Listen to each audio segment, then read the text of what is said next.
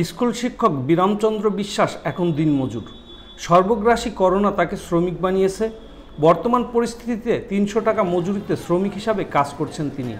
২ মেয়ে, ১ ছেলে, মা ও স্ত্রীকে নিয়ে তার পরিবার। সবাইকে নিয়ে বেঁচে থাকার উপায় হিসাবে বেছে নিয়েছেন এ পথ। আমি বিরামচন্দ্র বিশ্বাস। আমি বিএমএস নিম্ন মাধ্যমিক বিদ্যালয়ে সহকারী শিক্ষক পদে কর্মরত আছি।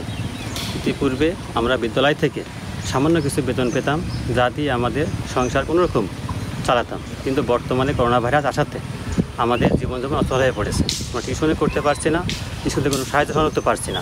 এমত অবস্থায় আমাদের বেঁচে থাকায় খুব দুর্বিষহ হয়ে পড়েছে। বাধ্য হয়ে আমরা অন্যের ক্ষেত্রে মজুরি খাটি এবং অন্যান্য পুকুরে মাছ চাষের কাজ করতে যাই। কিন্তু অন্যান্য লোকেরা আমাদেরকে শিক্ষকতা পরিবিধায় আমাদেরকে কাজে নিতে চায় না, যার কারণে আমরা এখন খুব দুর্বিষহ জীবনযাপন করতে হচ্ছে। আমি গণেশচন্দ্র সরকার, প্রধান শিক্ষক, বিএমএস নিম্ন মাধ্যমিক বিদ্যালয় বলাডাঙ্গা, সদর যশোর।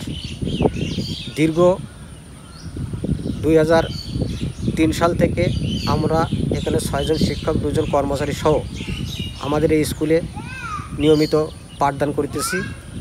আমরা এখনও সরকারের থেকে আমরা কোনো বেতন পাই না। আমি প্রধান শিক্ষক। আমার সংসারটা চলে মূলত টাউনে বাসায় বাসায় টিউশনি করে।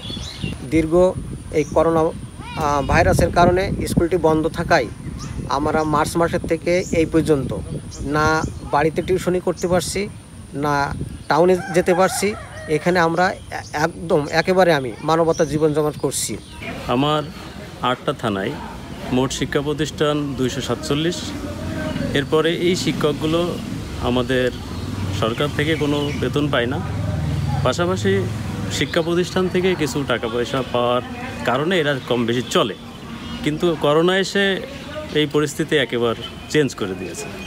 এই শিক্ষকগুলো এখন এত মানবিক যে এদের কথা ভাষায় প্রকাশ করে দেয়।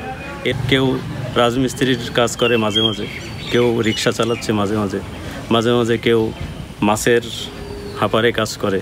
করোনাকালীন সময়ে আমরা চাইছি আমাদের নেত্রী সবাইকে কিন্তু সহযোগিতা করছে, কিন্তু সেই সহযোগিতা আমরা এখনও পাই নাই। আমি আশাবাদী যে উনি আসলে কাউকে নিরাশ করে না, উনি আমাদের এটাও দেখবেন, এটা আমি আশা করি।